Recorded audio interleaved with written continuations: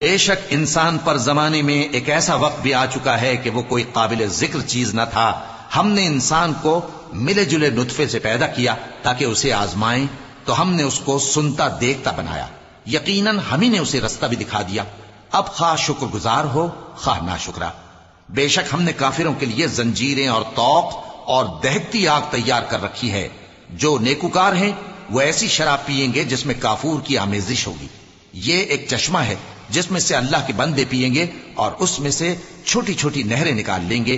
یہ لوگ نظریں پوری کرتے ہیں اور اس دن سے جس کی سختی پھیل رہی ہوگی خوف رکھتے ہیں، اور باوجود کہ ان کو خود کھانے کی چاہت ہوتی ہے مگر فقیروں اور یتیموں اور قیدیوں کو کھلاتے ہیں، اور کہتے ہیں کہ ہم تم کو محض اللہ کی خوشنودی کے لیے کھلاتے ہیں، نہ تم سے بدلہ چاہتے ہیں اور نہ شکر گزاری.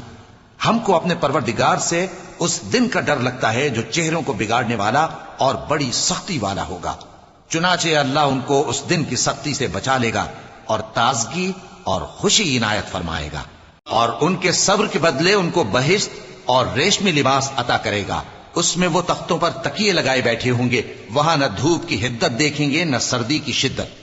ان پر درختوں کے سائے قریب ہوں گے اور میووں کے گچھے جھکے ہوئے لٹک رہے ہوں گے، اور خدام چاندی کے برتن لیے ہوئے ان کے ارد گرد پھریں گے، اور شیشے کے نہایت شفاف پیالے، اور شیشے بھی چاندی کے جو ٹھیک اندازے کے مطابق بنائے گئے ہیں.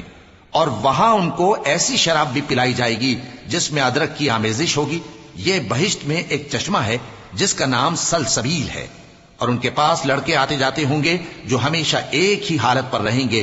جب تم ان پر نگاہ ڈالو تو خیال کرو کہ بکھرے ہوئے موتی ہیں. اور بہشت میں جہاں آنکھ اٹھاؤ گے کثرت سے نعمت اور عظیم الشان سلطنت دیکھو گے.